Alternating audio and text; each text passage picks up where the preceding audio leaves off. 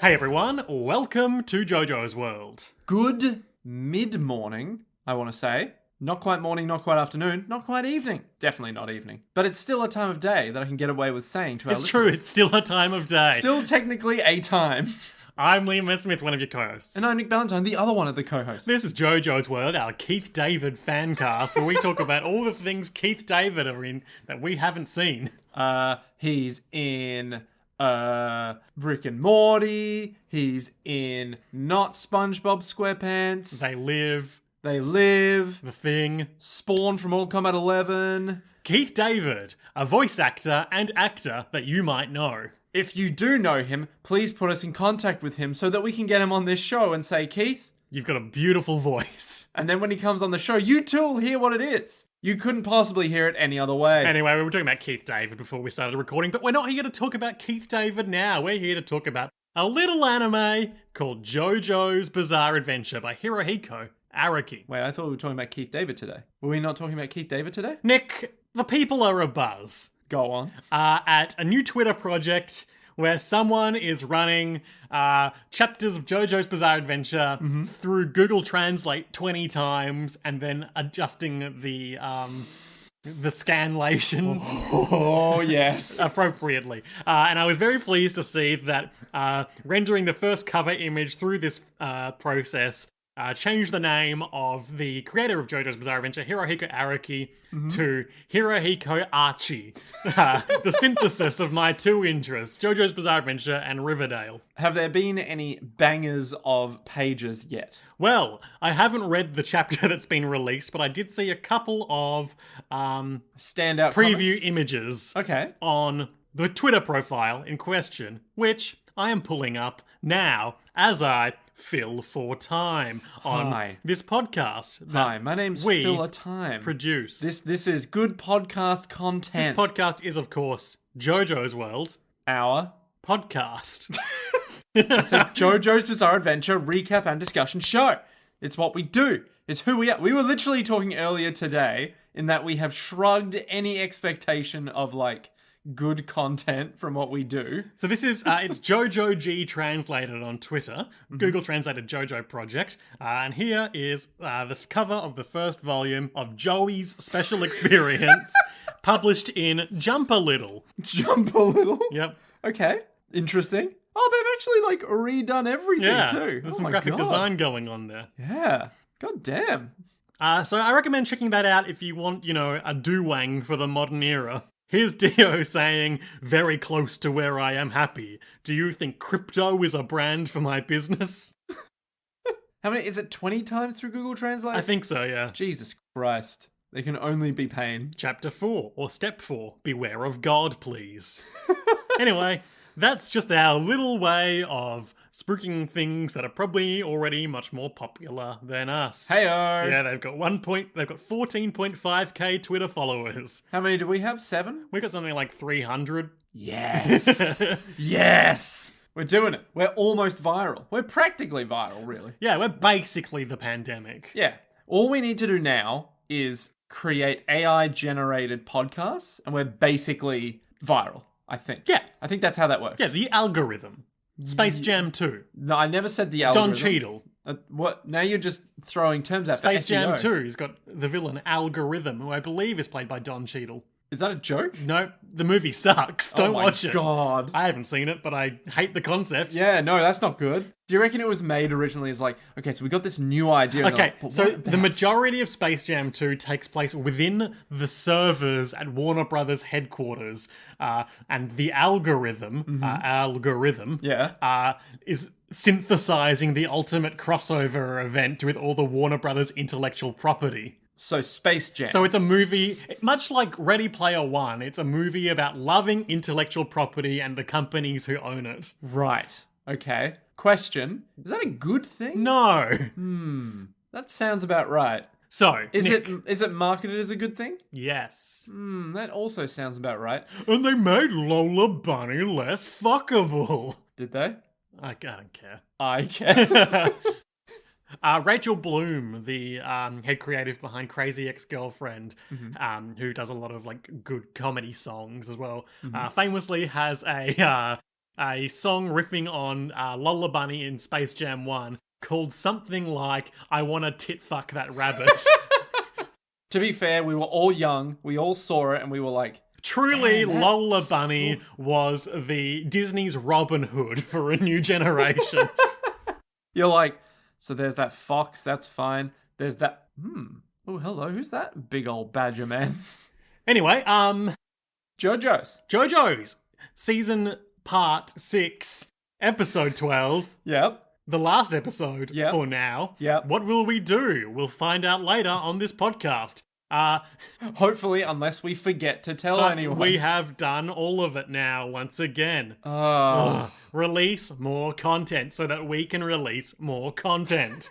This is literally the circle content of life. Yeah, this is the content cycle that we live in now. We're like the React Gungans and the Naboo. Yep, we have a symbiotic relationship with releases of JoJo's Bizarre Adventure, where one that affects what affects the one must invariably affect the other. Okay. Now, you might say that we're more of a parasite in that we don't overtly affect Hirohiko Araki or Netflix or David Productions at all. Yep. But I would say that, shut up. I would say we live inside their proverbial mansion. I thought you were going to say we live inside their proverbial small intestine, feasting on the drops of nutrients that they would otherwise consume. I literally, vacuum up the crumbs that they leave behind on the floor, being like, oh, is this a joke I can use? Yeah, this podcast is a sort of audio Roomba. Do we also, while we're Roombering around, do we also, ruminating. Sorry, while we ruminate inside the room by sucking up all the shit content and spitting it back out, do we also, leave behind a trail of some kind? Perhaps... Yeah, sort of ooze, a miasma. Yeah, a strange goop of... toxic frog juice, more on that later. Nick, today we're talking about Part 6, Episode 12, the 164th episode of Jar Jar's Bizarre Adventure as a whole. Yep. Oh my god. Yep. It's loose today. It's loose. It's so loose. I've had a hot chocolate. You haven't. This is I had coffee. Rough. You had coffee? We all have hot beverages, Nick. Good God. It, of course, covers chapters 641 through 644 of the JoJo's Bizarre Adventure manga. Nick, is 641 a prime number? Hang on. Let me just do the maths on this one. Carry the 1. So 640 is even, so it's not prime. Yep, great. Good start. 642 also even, so not prime. 643. Irrelevant to this question. Hang on, wait. So, so what's the number? 641 Yeah. minus 30 gives us 11. So I suspect, yes, it would be prime. Great. But I don't honestly fucking know. You'll love to see it. It could be divisible by 7. More on prime numbers later, but for now, Nick, I would like to ask you to shut up. Look, out of respect for whatever's coming next, I will silence myself. But just know, I'm never doing this again. Okay, the last time This is that the I last share with time. you some words of wisdom from the author of JoJo's Bizarre Adventure, I take it back. Hirohiko Araki. I take it all back. And as you can see, there's a nice little picture Oh, of yes! him in a sort of floral shirt next to some plants. Is that a bougainvillea? It's looking very tropical. Oh, it might be a frangipani. I don't know anything about botany. A story from my childhood. Yes, at last we learn why. When I was in primary school, I had a friend who was stupid. It's like you and me, Nick. Now, hang on a sec. Which one? One day, as we were playing, he sat on a flower bed, which was actually some cacti with thorns so tiny we couldn't see them. Okay, that's me. That's definitely me. His shorts were covered in thorns. Immediately, he shouted, grabbed his behind, and began to cry as he stroked it, covering his hands in tiny thorns. Even if I told him the thorns were invisible... Wait, what? Even if I told him that the thorns were invisible but still there, he compulsively licked his hands anyway. The thought occurred to me that we should stop being friends. Why would you lick your hand? And then his tongue is covered in thorns, I suppose, is the implication? Yeah, it is. But what? Okay, so imagine you've just grabbed a cactus and you pull it out and there's these... Crucially, first I sat on the cactus, then I grabbed my bum. Sorry, yeah. Then you grab it and you're like, oh no, there's all these thorns in my hands. But they're invisible. They're itchy. Lick, lick, Lick lick. it up. Like Yoshikage Kira. Delicious hands. Oh god, no. Why did he lick the... Oh, God. There's just no way to know. It's literally like one of those Junji Ito-esque nightmares where like a guy is there just being like, I just need to lick the wound. And it's like, don't lick the wound. It's filled with deadly thorns. You're like, I lick them. And then there's that one image of him as he licks the thorns are all getting inside like the pores and his tongue. And he's like, bleh. But he looks so blissful. He looks like he loves it deeply. And it's a weird political statement about the justice system and how when they lick on the poor, disenfranchised youth, aka the thorns in their hand, they get stuck inside the jail cells of their tongue pores. But we never know that because we're not from Japan and we're not smart. Nick, we opened where we left off last time. Damn right we did. As Poochie and Jolene are staring each other down along an open, secure door. It's noon. Father Poochie has crosses in his eyes for some reason. Why? Okay, he didn't have them last episode, did he? And he didn't have them for most of this episode. So why in this exact moment does he have crosses in his eyes? There's just no way to know. Is it like... He's got her in his crosshairs. Target acquired. Jolene Cujo. Destroy at any cost. Or is it like pale snake is in him, so... White snake. I mean, white snake. White snake. White snake is in him, so he's just got weird eyes. Or is it like the light from something is reflecting? Yeah, maybe. It's just weird. It's just unclear. He is a Christian, of course. Yeah. And as we all know, all Christians have crosses in their eyes. Yeah. So he's like, oh, it's Jolene Cujo. I guess she killed Lang Wrangler. That's pretty much it for like 3 minutes. And Weather Report is also there hiding behind some barrels being like, oh, it's the chaplain of the prison. What's he doing here? And Jolene talks him down from calling the guards, being like, hey, I don't want any trouble, man. I just want to get to the courtyard, please. Just give me a minute. Well, you weren't the one who opened the door, were you? Sorry, you used someone else's secure ID. Thing. Yeah. Oh, yeah, well, you gotta believe me. He attacked me. It was self-defense. He's over there. And then he's all like, well... Are you alone? And Jolene's like, I am alone. It was just me. I lied to a priest. Oh, no. I'm gonna go to hell. Okay, one lie can be forgiven, surely. A white lie. It's for the greater good. Yeah. And he's like, I shall let you go, but for only 1 minute. And then cut to his head. I had to let her go. There's someone behind those barrels. So I couldn't just kill her with my stand white snake. It's something weird, like, he has like this weird monologue that's just like, yes, in the eyes of God, no one can be forgiven for transgressions. He does a lot of monologues in at least the first part of this story where he's like saying things that like whether the structure of the thing he's saying sounds priestly or Christian, but the actual things he's saying seem to be opposite. Well, he is an arsehole, so that doesn't surprise me. He is, converted to the worship of the one true God, Dio. The most evil god. But he's so young and attractive. It's true, he is. But he's got gravitas, like he's lived for centuries. But that's impossible. No one could ever live for centuries. And I only see him at night. Well, that's that's he never eats or drinks. Well, that's just a preference. He's a non-Natarian. He's one of those guys who just suns himself, like stares at the sun for 8 hours a day. Yeah, he's Well, famously, he's not. Famously, he doesn't do that, right? He's a breathanarian. He's one of those guys that's like... Breatharian, I think. Breatharian? Yeah, like vegetarian. Oh. Yes, he's a breatharian, yeah. You may go. I will pretend I didn't see you here. And I was like, what? But only a minute. But only a minute. All right, thank you, Father. Then cut to his interior monologue. I have no choice. Someone is behind that container. If she has an ally with her, I can't reveal myself. But who could it be? Jolene walks out into the courtyard and there's like a big plinth with a clock on it. And there's who we believe to be Savage fucking Garden. It's just someone who looks so fucking protagonisty in terms of their design. Guy with his back turned. He's got a sinister anime, slouch, but... Jolene doesn't realize that. Yeah. And he's wearing, like, green pants, a brown bomber jacket, and a flowing red hero scarf. It's like a real fucking Joseph Joestar looking guy. Yeah, like, if this guy just came from, like, an F1 fighter jet or something, it looks like Tom Cruise, basically. No, the other guard from episode 1 looks like Tom Cruise. No, you're right. You're absolutely correct. So, this guy's standing This guy looks like Tom Hardy.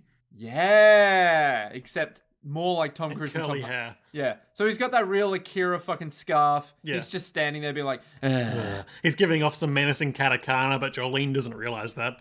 She can't see the katakana, but we can. I'll know. privileged. They said I'd know who to give the disc to once I got to the courtyard. So she's like, excuse me, sir. And then he turns around and she immediately sees the green Dolphin Street prison logo on his custom bomber jacket that we've never seen any of the prison guards wearing before. Never. He's like, hey, do you have a permit? And then he just shoots her twice in the gut. Real Lupin the Third energy. And then we realise that he's got a disc in the back of his head manipulating his actions. And then we go back Interesting to... that she couldn't see the disc in the back of his head when his back was turned to her, and all she could see was the back of his head. Liam, Yeah? I'm just going to give you a very easy explanation for this. Mm-hmm. Araki. Ah. Yes. He's the perfect storyteller, and I will hear nothing more. Weather Report and Poochie hear the gunshots, and Weather Report's like, oh no, did someone shoot Jolene? And then we get this, like... Wait, is Poochie just like, whoops? No, we get, like, this was the monologue I was thinking before that Poochie has. He's got this, like, super mastermindy internal monologue. I never intended to sound the alarm. I made the right move to have a prison guard watch the courtyard. Yep. I'm such a mastermind. And Jolene falls gut shot to the floor and we cut to the OP.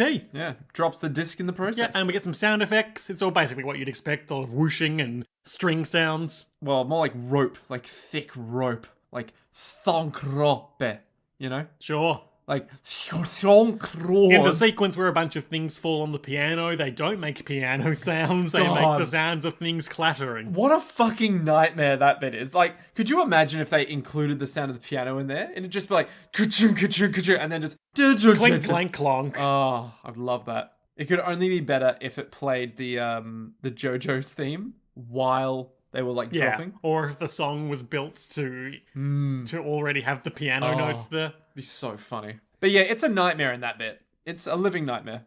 How so? Well, like, it just sounds... cacophonic? Yeah, it's just a bunch of noises of just, like, here's a pencil, here's a cassette, here's just some random metal shit, and you're like, oh god, stop. Nick, the year was 1988. And that is, of course, the year that JoJo's Bizarre Adventure Part 3 Stardust Crusaders takes place. Father Poochie is having a flashback about how he met a man from Egypt named Dio, who claimed to have the power to stop time. That sounds like a pretty credible thing to prove. And they're just hanging out in, I guess, like Florida swampland, by the light of... drinking wine by the light of a candelabra. It's very romantic. No, this was in Egypt. No, because Dio later on says, you should come visit me in Egypt to learn more. Wait, no, wasn't this in Egypt? I befriended a man from Egypt, is all he says. How did Dio get around so fucking much? He's got a lot of money on account of orchestrating a worldwide series of assassins, right? I guess? He just kills people and takes their mansions and their money. No, it's that's Dio. fair. That's fair. Yeah, he'd kill a lot of people. Yeah, okay. Plus, he's got that charisma. He does have and flesh buds. And he can stop time. He can... Not for long. Yeah, not for long. Maybe like a second at this point, but he can do it. Anyway, so this is something that I like less about JoJo's Bizarre Adventure Part 6 Stone Ocean, where they insert backwards some other motivation of Dio's, or where like he's got this whole plan to attain heaven, which he's written in his, as we learn over the course of the episode, he's written in his notebook in Egypt, but only Jotaro saw that notebook and burned it so that no one could ever do whatever dark secrets are within. So, in essence, we've just retconned Dio, kind of. And this also... a soft con, if you will. This is also the plot of JoJo's Bizarre Adventure Eyes of Heaven on PS4, where there's an alternate Dio who did obtain heaven and achieve power over reality. I see. Is that what achieving heaven is? Is just attaining power over reality? In Dio's case. Nice. Wait, so does this mean we never find out what's in that notebook? Spoiler warning. I can't tell you one way or the other, Nick. Damn it, Liam, why are you so good at this? So yeah, Dio, he's like, there's a way to get to heaven, and Poochie's fully got a crush on him, like, he's so beautiful. Oh, I bet there is a way to achieve heaven. From what I remember from these flashback sequences in Stone Ocean, there's a lot of just like Dio and Poochie like laying in bed together talking philosophy. Because, I mean, in this bit, Poochie is literally lying on a couch being like, tell me more. You're so wise, Dio. Oh, yeah. I was 16 at the time, technically over the age of consent. A student advancing my studies. I wonder what he was studying. Theology, I guess? Maybe? He is a priest now. He is a priest now, but what was he back then? A mechanical engineer. Just like a guy. Yeah, he was a doctor. He was a doctor. And then he saw the light and then renounced medical science. He started his own TV show, Dr. Poochie. It went on to massive success. And then he renounced television in the name of God. Anyway, Dio just rambles about how important it is to reach heaven. He's got these curly shoes on that are very distracting. Oh my God, I didn't even notice them. Like a genie. Oh, like a genie. So wise spiritual leader Dio is like, I know that happiness can't be obtained by having the mightiest body or the most money or the highest status. Famously, all the things he was Trying to seeking. get. Yeah.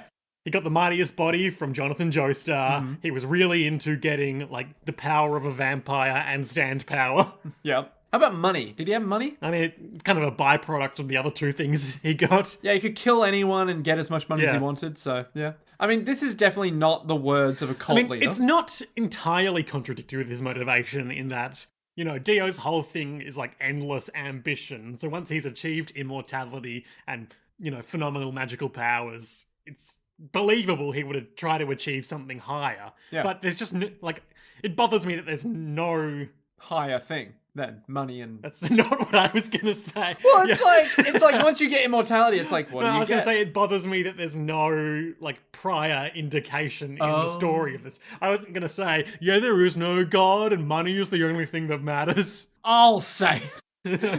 Yeah, so I wrote my shit in a notebook, he says. Come see me in Egypt. And then I'll show you. And we see a close-up of their bottle of wine. Is this somehow significant? Well, I happened to check the trivia page for this episode. Yeah.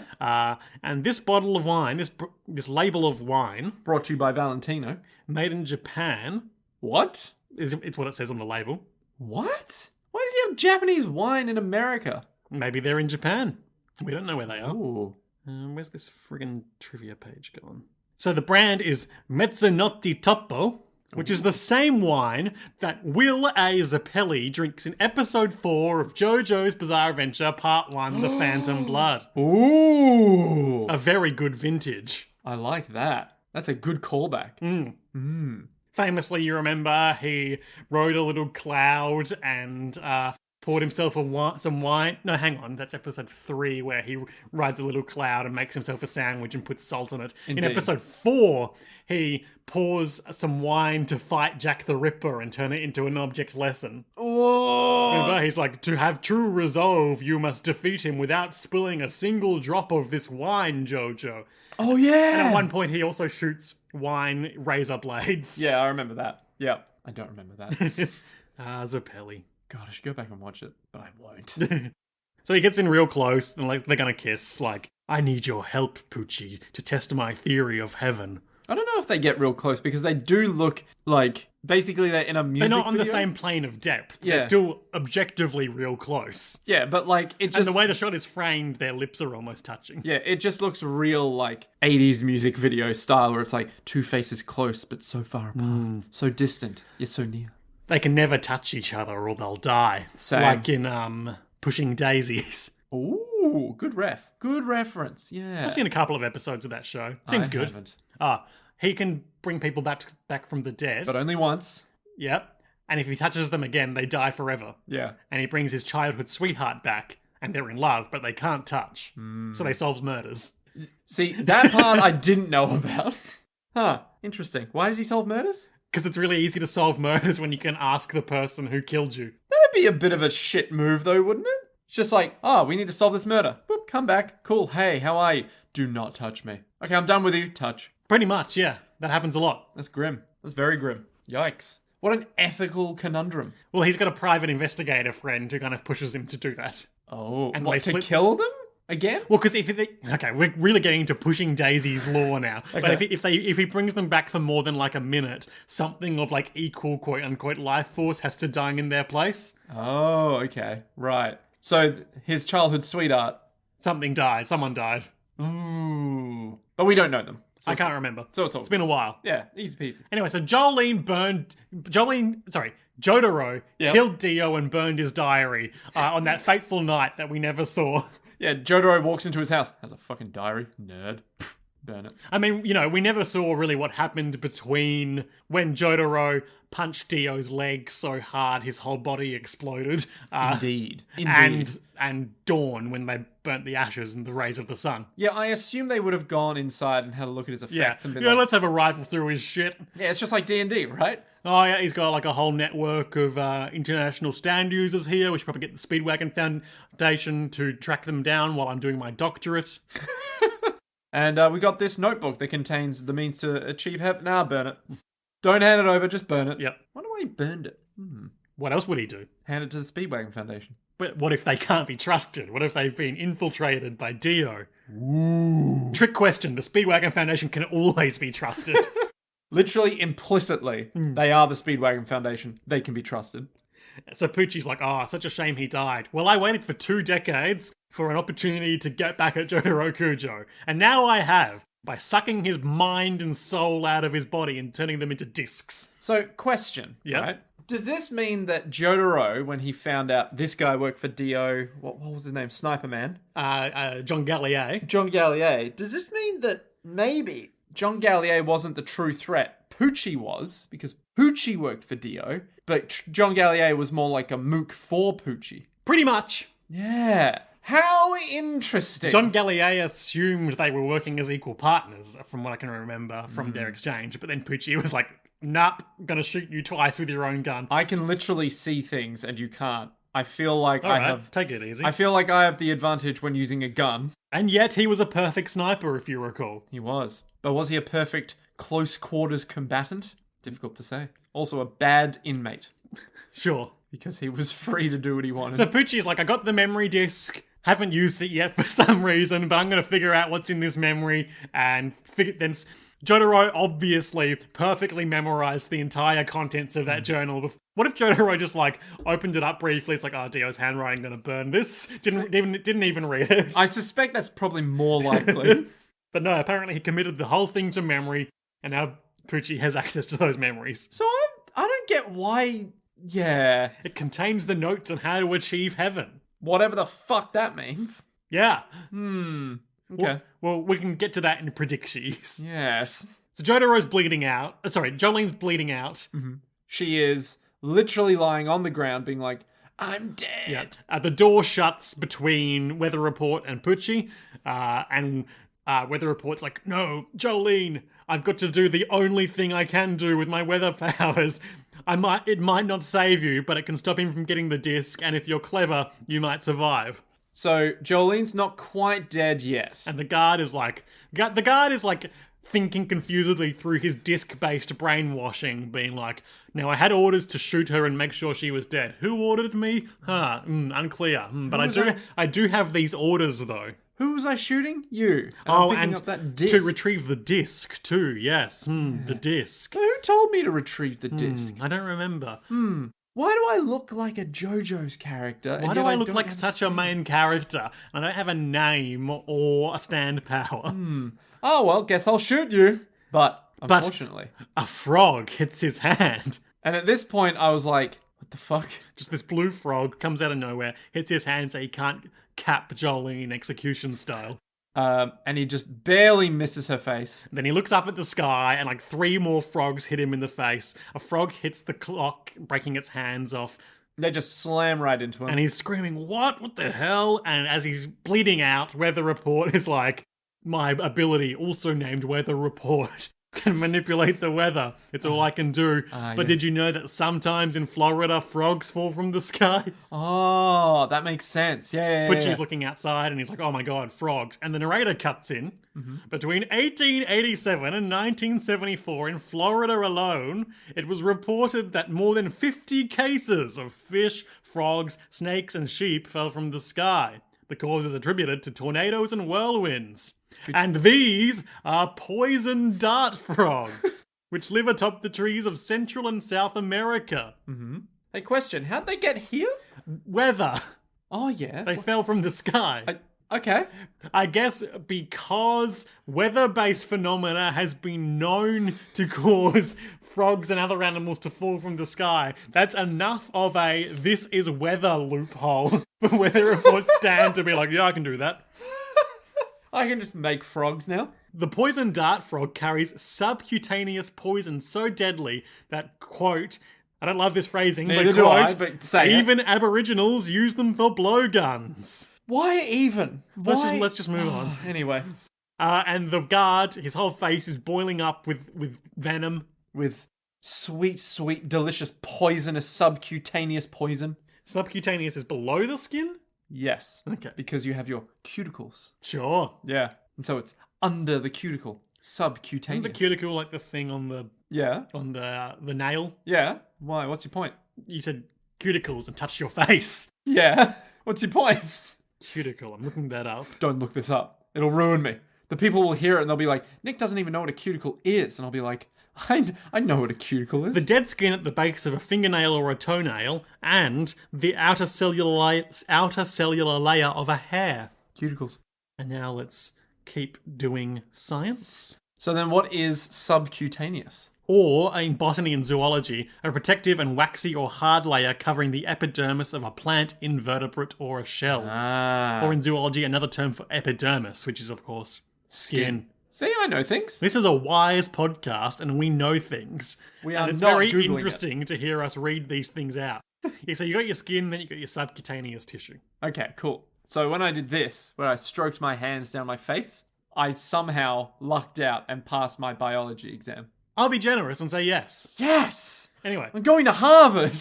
finally, let's look into poison dart frogs. So poison dart frogs are a real frog. Like, I've seen them. I've seen a poison dart frog. I remember seeing these poison dart frogs on my Dangerous Creatures CD-ROM on Windows 95. Yes. I remember seeing it on my Dorling Kindersley Travels Around the World. What is that? I can't remember. Is that like an encyclopedia collection? Dorling Kindersley was like a childhood... Hi, I'm Dorling Kindersley. It's a real company. They make like kids games and stuff, I think. But they're meant to be like educational or something. But they were always in like that weird niche area in the 90s. The creators of The Night Dad Went to Jail and The Necronomicon by H.P. Lovecraft.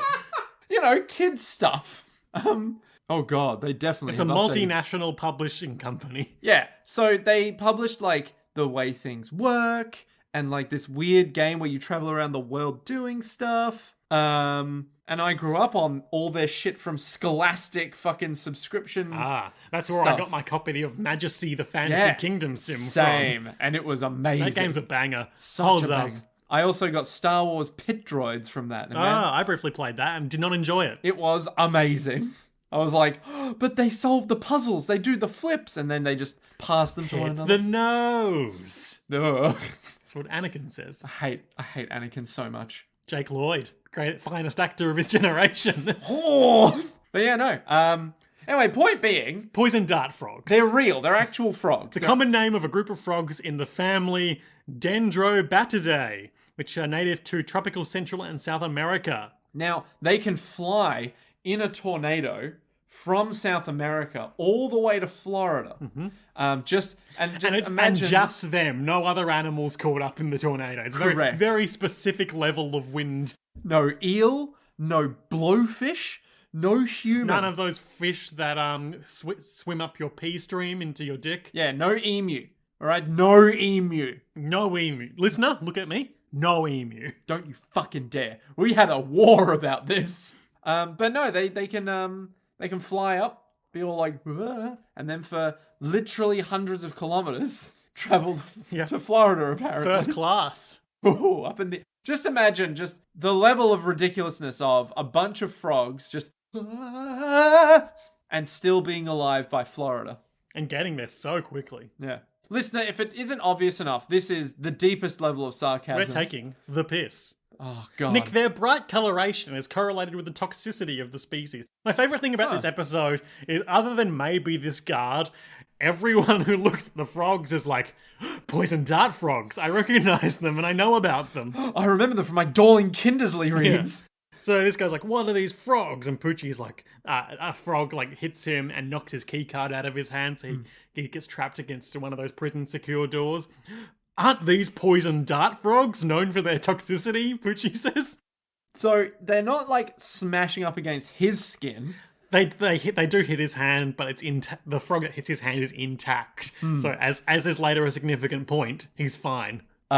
So yeah, he can't reach his key card, but he can't just walk out and grab it. And he needs Whitesnake. He's like pressed up in the corner, and he needs Whitesnake to bat frogs out of the way pretty constantly. Like, we get a good bit later where he's just punching the air. Yeah. And it's very like, there was that era of like Newgrounds shit. Okay. Where all the animation on there would have the same look of like, they're doing a flurry of actions. Sure, like real Mario versus Sonic Flash video. Exactly. It looks like that. That's the vibe I get from it. Yeah. Once their poison enters the body, it takes mere seconds for the heart and respiratory system to shut down. So the guard is doing pretty well considering. Because like his whole face is like Tetsuoing out.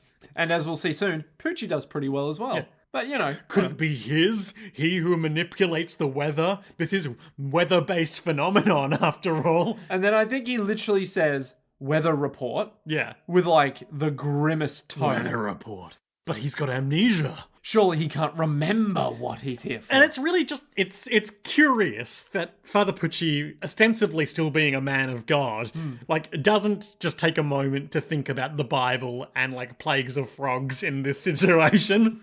Yeah. What about it? It's just interesting. Okay. All right. Maybe he doesn't give a shit about God. Was Weather Report the one hiding behind the barrel? And then he says, "This is bad. Card key." That's a direct quote. What I love about this is that this might be the most He says it with such gravitas, though. Yeah. It's like the older I get, the more my English becomes stunted. So this is a very accurate representation of how humans actually talk. Jolene is bleeding out in the courtyard, watching frogs fall from the sky, and is like, oh no. She makes like a little mesh of a rudimentary Stone Ocean thread. It's like a net kind of thing. Yeah, but covers herself in a protective mesh. A cocoon, if you will. It's like wicker texture. They're like woven wicker. Yeah. She's gotten good at And she says, these frogs are poisonous. Don't know how she knows, but she knows. She's like, oh my god, these are poisonous dart frogs from South America. My dad always made me read those dumb Dorling Kindersley books. What's like happening? The Necronomicon. The cover of the Necronomicon is famously leather made from the flesh of poison dart frogs. As soon as you touch it, you're like, oh, fuck. Oh, I've been shot. Are the wounds deep? Oh no, the poison's seeping through the threads. What am I gonna do? Pucci's calling for help, punching frogs out of the way. And then he's like, okay, I've got to calm down. I've got to do Nick's favourite thing in JoJo's ever. How is he a villain? How is he a villain? Count prime numbers to calm myself. He's been morally redeemed. And he keeps doing that for the rest of the episode. 2, 3, 5, 7, 9. Nope. No. 11. Mm-hmm. And he keeps making mistakes as well. I think another one was like 28. No. 29. And it's like, oh, he knows his prime numbers. He's not doing so great if he's picking even numbers anywhere, though. Look, we all make mistakes, and that's why numbers have erasers. He was distracted because, as he said immediately after that... Wait, hang on. Say that again. Huh? Say what? Huh? Look, I think it'll all come out in the edit. It's okay, fine. Sure. He is distracted because he says, damn it, the frogs are covering my $800 pants. Which, that is quite the flex to say that to yourself. But at the same time, whenever... Because it reminds me of that thing that always happens in like Yakuza and earlier parts of JoJo, where it's like, hey, you bumped into me, you damaged my $800 pants. Yes. Who's gonna pay for those? So that's like a way of shaking someone down. It's like a real typical... Like you see it a lot in Japanese media, so I assume it's some sort of... Yakuza thing. Like, or Yakuza or bully cliche there. Where someone's just like, hey, the guy in the $3,000 suit is just gonna... The guy in the $3,000 suit's getting covered in poison dart frogs? Come on! Oh, man. It's just that, but with an added criminal element. Yeah. And then Poochie, it's just that with an added religious element. Yeah. Oh, the guy in the $800 pants is just gonna preach his sermon. He's gonna get poisoned to death by falling frogs. Come on! I can use my control over the guard in the courtyard because he's not quite dead yet to come here and bring me his key card. So then he calls out, and he's all like with his force powers. Yep. He spins a little disc in his hand. And he's like, come to me, Jonathan. And this guy's gone like full Mr. Hyde now, just like basically melting from frog venom. Master Poochie, Yeah. can't help me. Ask God to save me, he's saying. And then Poochie's like, No. nah. Interesting that this guy's circulatory and respiratory system hasn't shut down in seconds. He's just mutated. Like he's had a serious allergic reaction. Well, I mean, some people have allergic reactions to poison. Yep. What is poison if not a very fancy allergic reaction? Give me your card key. Will that help me? Yeah, sure, whatever. No, don't take it out right now, you idiot. And then, once again, his hand gets hit by frogs. He drops the card key and he just collapses in a pile of frog venom. A classic done it a second time game. Yep. So then a bunch of frogs fall down. A bit of poison splatters onto Poochie's face. But he's fine. Not a lot, just a little. Then another guard comes by and is like, hey, what the fuck's going on over there? And Poochie's like, oh, you're on the other side of this door. Quick, get help, open the door. And he's like, Father, what's going on? Open the door. Just open the door. It's most likely a tornado, he says. Just open the door. And then, like, the guard gets real scared and is like, I'll open it. Oh, wait, these frogs. No, maybe I should go ask for permission and get my superior. Just cowarding out. Just open the door. All you have to do is There's open an unconscious guard over here. You've got to hurry. I have one command of you and it's open the door. Hold on, Father, I'll go get help. Open the door. All right, I see your name tag. He's so angry at this guy cowarding out. He's just like, I need to follow the chain of command. It's like, just open the door. Just open the door. There's literally poisonous frogs falling from the sky. Open the fucking door. Stay calm, Father. I'll go get help. I am calm. I'm counting prime numbers. You're not calm. Open the door. I beg of you. I'm a man of God. Open the door. And then internally, you dare abandon me? White Snake. Put a disc in that frog to control it, to make it go over there and explode, blinding that guard and forcing him to follow the sound of my voice. So he does that, and it explodes, and then the guard is like, covered in poison! My eyes! And then Poochie, guess what he wants him to do? Open the door. Open the door. And he does. Oh, that's nice. Poochie leaves. He just leaves the guard there being like, Father? Father, are you there? The guard's literally like, Father, is the door open? I can't see anything. My eyes got explode poisoned. I don't know how that worked, given that frogs don't explode. I'm also surprised he didn't just kill the guard, considering, like, in 20 minutes' time, the guard's gonna be like, yeah, I got Father Poochie out of the cell and he just left me there. Nah, it'll be fine. Could have just got Whitesnake to pick up one of the frogs and just rub the venom all over the guy. I guess, yeah. Yeah, I don't know. It's a weird play, but it might pay off. Jolene's like, I'm at the end of my rope, and we're all like, good pun. I'm bleeding out. I don't know where the disc is anymore. I'm in real trouble. So she literally Super Saiyan... Yeah, she does a big, ha! Yeah, Super Saiyan's her way out of her cocoon. Yep, and knocks some frogs away. And all the sky is beginning to clear, but there's a lot of poisonous frogs around. Oh, there's so many poisonous frogs left. Poochie's watching from a nearby window and he sends Whitesnake down to pick through the courtyard to find Jolene and the disc. So he sees Jolene's apparent corpse under a huge pile of frogs and he just does this one. I literally just said, like, shut up to the screen when he said this. He says, the soul of a dead criminal returns to Earth in the form of a frog in want of companions in the afterlife. Or so they believe in the mysterious East. And it's just like, what? What the fuck are you Doesn't that talking describe this hellish scene perfectly? Just talking to himself. Yeah. Anyway, the disc must be around here somewhere. So he digs around through the frog corpses and finds the disc. And then, Jolene's fine and she shoots out a web of thread and grabs the disc. What? But how does that work? She grabbed a bunch of intact living frogs and tied them to herself to cushion her from the blows of other frogs. Don't know how that works, but sure, let's go with it. Because the poison is subcutaneous, so if the frogs are intact, it's fine. But if a frog falls on a frog, then it's fine. Don't think about it. Okay. It's fine. All right, easy money. Yeah, sure.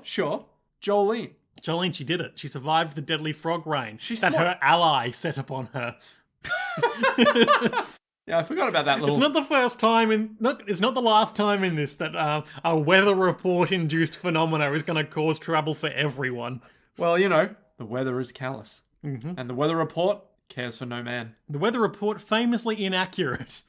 Is it? Isn't that inaccurate? And a lot of slow motion shots of like Pucci looking on in shock as like the retracting thread is pulling the disc through the sky, and then Whitesnake is over her, gonna cave her head in with its fist, and we see the angelic wings of a white dove swoop down and get the disc in a little handcuff that's got on its leg and fly away to freedom. And Jolene's like, he was already here. Savage Garden. That dove or pigeon. They sent him to retrieve the disc, and he did. The plan worked perfectly. And Nick was just watching this like, what the fuck, a pigeon? Literally, I was like, huh? So, it's like, this. Okay, I don't think it's the pigeon that weirds me out so much as there's no one else there for the pigeon. Mm-hmm. And the pigeon has a CD-sized tire thing. Like the thing that they put on tires when you illegally park. Oh, like a wheel boot? Yeah, exactly. So like... And it's handcuffed to his leg. And I'm like... So that he can carry the disc. And Jolene expertly slingshotted the disc into the disc holder while dying. What? There's just so many elements that are just like, what the fuck? Look, it's not the most bizarre bird-based single shot we've seen in this show, lest you forget Yoshikage Kira's ghost dad in a photograph piloting a crow. That's true. That is true. But still, like, what? Is that the Speedwagon Foundation's solution to multiple problems? Is homing pigeons? Yep. My God. That's the... But who released the homing pigeon? Well, the Speedwagon Foundation. Remember that homing pigeons have to be trained relentlessly to go to a certain spot as well. That's what I'm thinking. So it's just like... So someone went on the other side of the prison and timed it right so it would be flying over now. So what? Oh, it couldn't just be thrown over the fence or anything. No, homing pigeon. Whitesnake goes and gets a gun. It's like, I'm going to shoot this pigeon. But the guard already emptied his clip into Jolene. Oh, come on. And so Jolene has the famous words of Jotaro Kujo, I won. She did one. She did one. And then, in the famous words of Dio, Whitesnake is all like, fuck! Even with Star Platinum, your father is still a living mummy, he says. Your daddy is a mummy. Oh, that's a nice message. Pucci said trans rights. He's not a villain! He's not a villain! He won't even remember his own daughter. You didn't win. And then everyone's like, our guards are down. Search the courtyard. Don't step on the frogs. I can't kill you now. I've got to retreat, even though my stand is invisible. Yep. So Whitesnake disappears, but he flies off back towards Pucci. And Jolene has wrapped a little thread around his ankle to follow him and see, can I see who is the stand user? Mm-hmm. But Pucci sees that's happening and severs the thread with a quick karate chop before she can get the information she needs. Pucci's very wise. Very skilled in a multitude of areas. I took Star Platinum only out of revenge. The memory disc is what matters to get heaven. That does make sense. Perfect sense. And we get one of those, he's monologuing about how, there's just a general narrator monologue about, the frog courtyard was crazy, huh? Jolene's escape attempt wasn't even questioned in amongst all that craziness. And there's a wordless series of shots of Foo Fighters running up and telling Hermes what happened, and Jolene being rushed to the hospital ward. Baseball boy watching on in mild concern in the background. And the Speedwagon disc got Star Platinum and put it in Jotaro's face. The end. Aww. Post-credits scene. Father Pucci's in the chapel. The stained glass windows are gloriously glowing.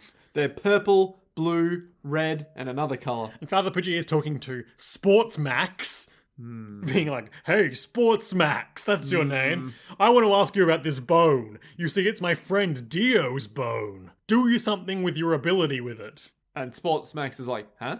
Alright. So this Sports Max guy is a blonde guy with spiky looking hair wearing a purple prison uniform.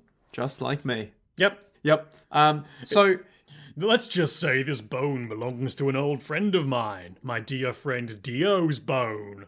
Nick, question about Dio's bone. Number one, why would anyone in their right mind decide to translate it as Dio's bone and not Dio's like femur or something? We don't know what kind of bone it is. Second question. Yeah. How the fuck? How did he get Dio's bone? Yeah. Unclear. They literally took him in the sun and turned him to ash. Yep. There were no remains. Maybe he gave him a bone before he went back to Egypt. No pun intended. But anyway. But like, what? Dio's bone. And well, I think another important question there is if vampires regenerate from nothing all the time, why hasn't Dio regenerated from this bone? Like Cell from Dragon Ball Z? Yeah, or like Dio. From JoJo's Bizarre Adventure. Yeah. Which unfortunately we have no more content on. No. Nick, what were our highlights and lowlights for this episode? My highlight is gonna be... Oh, I don't want to say the pigeon, but... Yeah, it's pretty good. The absolute fucking madness of just like, okay, so who is Savage Garden? What does he do? No, he's a pigeon. Mm-hmm. It's just like, what? It's a pretty good fake out with this like main character looking motherfucker in the courtyard. Oh no, he's just a guard, he's gonna shoot you. Yeah, and it's just a bit like, wait, but it's a bizarre adventure. Nothing, oh no, it's bizarre. It's still bizarre. It's weird. Okay, I can dig it. Although my low light, closely related, the gun just so happened to be out of bullets. He did shoot Jolene several times. I know, but it's only like twice. Yeah, only twice and then 2 more times. So technically there should be, 3 more bullets I don't minimum? think it's a 6-shooter. It's like, it was a clip there. Yeah, 7 bullets. Yeah, so 3 more. My highlight... Yeah. Is the narrator and then Poochie being like, poison dart frogs. I recognize them from my encyclopedias. Why? Oh, God. So dumb. Low light. My low light is... No weather report. Oh, such a shame that weather report is bleeding out. Yeah. No one knows where he is. Except baseball boy, maybe. But, yeah. No, my low light is my low light's just the whole journal thing, honestly. Like... It's just a bit of It's just a bit too, like, 3 decades old retcon or whatever it is. And it's like, how many parts have we had now? 3 parts in the intro? Yeah. And now it's like, oh, also we had a journal. And you're like, okay. The journal about heaven. You know, the thing that he never talked about. It couldn't have been literally anyone else. It's like, no, it had to be Dio. It's like, okay. Well, his name does mean God, of course. Oh, you're right. Oh, yeah. Do you reckon he knew that when he named him? When Araki named him? Yeah, probably. I'm pretty sure we've explicitly talked about this in early episodes of the podcast, in fact. Oh, okay, all right. Anyway, yeah, so good times. So, Nick. Yes. It's the end of JoJo's Bizarre Adventure Part 6 Stone Ocean Batch 1, Episode 12. God, these names are just getting more insane. September-ish will bring us Episode 13 through, like, 21-ish. Yeah. Probably. Yeah. Poochie's lost the Star Platinum disc, but he still has the Jotaro disc. Jotaro will not turn into a mummy instantly, but still is not a going concern. Poochie really wants to read that disc and obtain heaven. Jolene really wants to get that disc back. Indeed. What will happen next time on JoJo's Bizarre Adventure, Part 6, Stone Ocean, in the episode entitled, I forgot to look it up. But we don't know if it's the same as Netflix. We don't know if it's the same as Netflix. It could be anything. It could be anything. Actually, that's a good point. We don't have a next episode name at this stage, but the next story arc, in that case, is called Kiss of Love and Revenge. Ooh. What's gonna happen, I wonder? So we know about the notebook now, and the notebook has a means of reaching heaven. Yeah, whatever that means. So, obviously, Poochie now knows it, because Jotaro committed it to memory. He now has Jotaro's memories. Yep. And now knows... And he's got Dio's bone. And he's got Dio's fucking bone. Yep. So if he what if it's just a way of becoming more immortal? Okay. Like, what if, say, it's like in the eventuality that I, a vampire, will die, there must be a way... Which he did. There must be a way to resurrect me. Just like the death of Superman being a shitty thing, because then death became nothing. But what if... I don't understand that metaphor, but go on. So, like, what if there's a way to resurrect our boy Dio through some kind of... Oh, I see what you meant, because they undid the death. Exactly. So it was like, well, now death doesn't like the Dragon Balls. Exactly. But in Dragon Ball Z, it's fine because they keep... The whole point is that they keep fighting people and then being like, oh, so the reason is we have to train harder because they're just stronger than us. And so even if we come back from the dead, they'll just beat us again. So, yep, that's it. Okay, cool. Cool. This is just resurrecting people, though. Oh, yes. Cool. What? I made sense to me. That's all that matters. Anyway, point being, maybe it's just resurrecting. Maybe it's ascending? It is obtaining heaven. But, like, I don't see what you would ascend to. Maybe you just become... Heaven. You become a stand. Christian God is real. They're going to attack and dethrone God. Yeah, well, we know that souls are real, right? That's like, true. And ghosts and aliens, maybe. So maybe... And vampires. And ancient Aztec muscle gods. I love that it's... And aliens, maybe. Aliens might be real. So maybe it's like you transcend your physical form to be a spiritual thing. Maybe. Or it could be... I can't help but feel like it's just resurrection. That's all I can think about right Just now. like Jesus Christ, No. who famously died on a Friday and then arose 3 days later on a Sunday. Yes. Count out those days. Hang on a minute. So I kind of feel like it's just resurrection at this point because I don't know what else there would be to attain. Unless it's like superpower. Well, what if Poochie wants, he wants something for himself, not to bring back Dio necessarily. Maybe it's power of heaven. Maybe it's like control over... Because I know that Dio could control time. Yeah. He was immortal. Yep. But he couldn't control space. Because Vanilla Ice controlled space. Sure, if that's how you want to think about it. Basically. He absorbed space. Yeah. So what And if like getting the power of heaven is achieving the power of God itself and just being like, now I can manipulate all I have of become reality. Christian God. Yeah, so I can manipulate all of space-time. This is my blood. Drink it. What if Araki realized what relativity is and he's like, so I could control time, but conversely, I should also be able to control space because space and time are the same. Dio just like drastically misunderstood the whole like Jesus Last Supper, this is my blood, drink it thing. And he's like, well, I am a vampire. No, that's not. Yes, power. No. Yeah, I don't know. I don't know what that could be. Okay, well, we'll find out then. Next time in September. Yeah, Nick, do you remember? I know what you're doing. It's just your face of like, Nick, how dare you? This is a podcast. Something that I wanted to flag that I forgot about when we were talking about Jumping Jack Flash, Lang Wrangler's stand. Yes. Is it's a rare Jojo double callback. Because one of the first lyrics of that song, Jumping Jack Flash, is I was born in a crossfire hurricane, which is, of course, the signature move of Avdol's stand, Magician's Red. Well. It all loops back. Araki, you son of a 3. bitch. Yeah. R.I.P. Avdol. Devoured by Vanilla Ice. R.I.P. Still missing his arms. And his body. Yep. R.I.P. Lang Wrangler. Dead. Just a piece of shit. So, Nick. Yes. We got some time to kill until more Jojo. Yeah, we fucking do. I'm punching my that's going to be hand. bad audio. Yeah, Stop doing that. Okay. We're going to take next episode release week off because it's Australian federal election and we will be, I'm sure, voting and getting incredibly depressed. Yep. We'll just be like, oh, so there might be like a good option here, right? Oh no. And also, we just kind of want a break because we're entitled to one. You jags. But then we'll be back the next time after that, and I think we're likely going to do either until we get bored of it or until more JoJo starts up, oft discussed on this show program. Yeah. Yeah, that's how, That's how people talk. That's how people talk, yeah.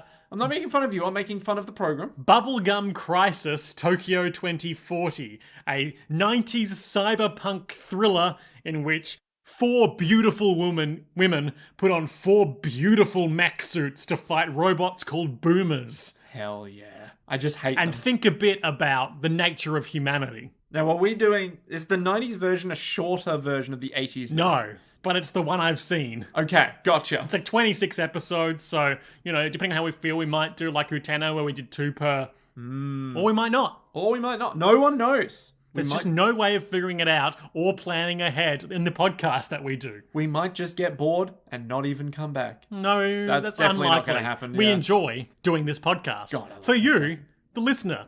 Listeners like you make this possible by downloading the podcast and thereby becoming listeners like you. And you can help support us financially at www.patreon.com/Jojo's World. That's right. And until then, keep watching the skies. I be want continued. to believe.